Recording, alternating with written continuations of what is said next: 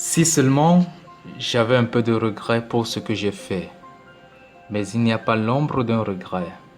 Le jour s'est encore levé et je me demande si quelque chose n'a pas changé. Je ne suis plus la même personne. Non, pas celle qui avait été élevée dans les règles strictes de la religion. Je cherche au fond de moi, je ne retrouve plus cette personne. Elle a complètement disparu. Que s'est-il passé? Qu'est-ce qui n'a pas fonctionné? La jeune dame ne se reconnaît pas. C'est ce qui la traumatise. Voilà le début du roman que je vais vous décrypter dans cette capsule de littérature togolaise et d'ailleurs. Il s'agit de Coupable de Désiré Aimé Kizerbo. Générique.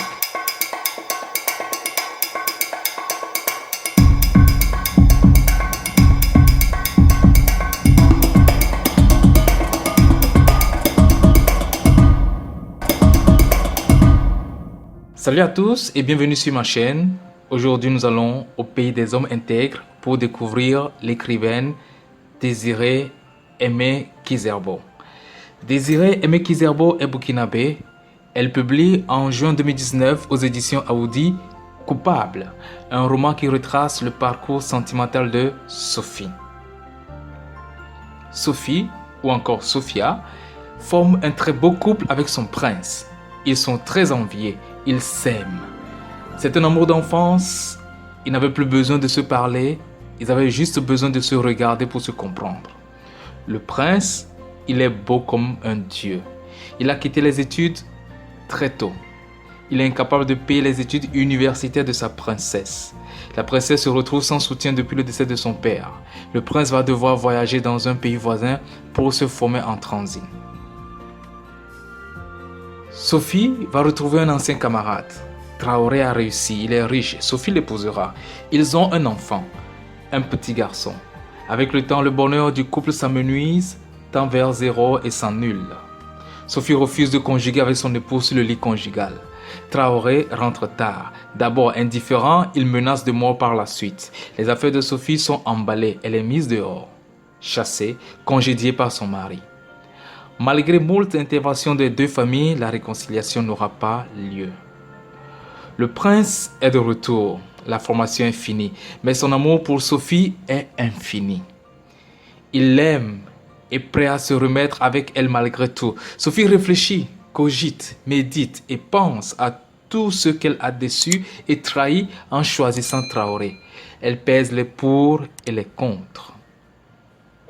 Enfin, elle se décide. Il lui reste un honneur à sauver. Elle ne se remettra plus avec l'homme qu'elle a trahi.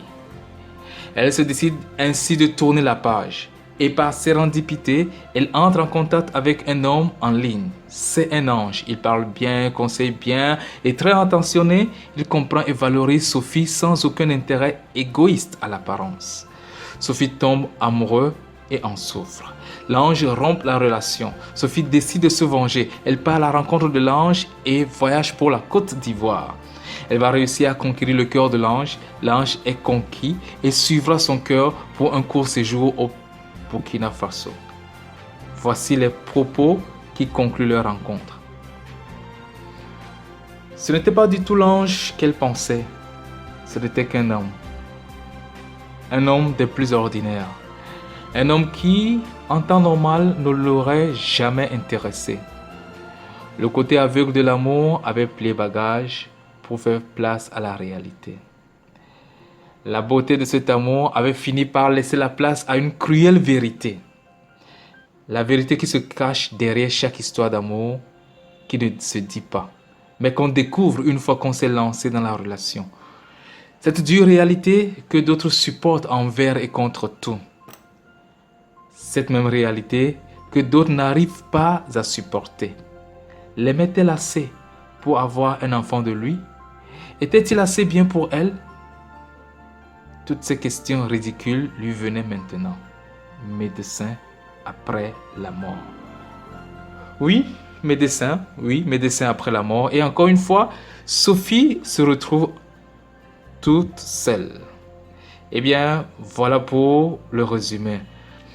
À travers ce résumé, vous voyez se dessiner les thèmes comme l'amitié, l'amour, le mariage, la fidélité ou l'infidélité, la liberté, le choix.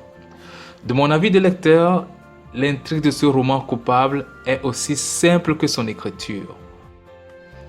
Cependant, avec une écriture narrative et descriptive, l'auteur adopte un style qui vous demandera de l'éveil, une présence d'esprit pour ne rien rater des détails du récit. Le fil conducteur qui m'a permis de lire ce roman d'un seul trait est bien évidemment le personnage principal Sophie. On a envie de la découvrir. On a envie de la comprendre. Et comme si elle était de connivence avec l'auteur, Sophie refuse de se laisser découvrir. On ne la saisit que dans ses actions. Son portrait psychologique qui sous-tend et motive ses actions est à moitié découvert. Et donc, l'envie de la découvrir, de la cerner, de la connaître est accrocheuse. Arrivée à l'excipit, elle vous glisse entre les doigts et vous laisse avec une résolution suivie de l'assertion suivante. On ne choisit pas de s'attacher à une personne, notre cœur le fait pour nous. Et là, je me pose un tas de questions. Sophie cherche quoi au juste dans sa vie? L'argent? Le matériel? Pourquoi avoir quitté Traoré et refusé toute réconciliation? Qu'est-ce qu'elle cherche au juste? L'amour vrai? L'amour sincère? Pourquoi avoir trahi le prince?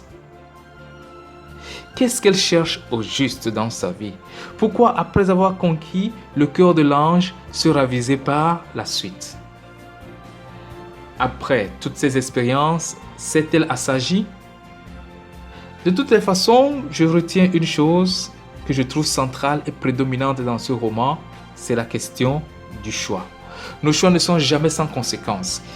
Ils sont comme des graines jetées dans une bonne terre. On récoltera les fruits, bons ou mauvais. Et voilà, chers amis, c'était Coupable de désirer, Aimé Kizerbo, paru aux éditions Audi. Bonne lecture d'avance. Merci pour votre fidélité et votre abonnement. Bye et à la prochaine.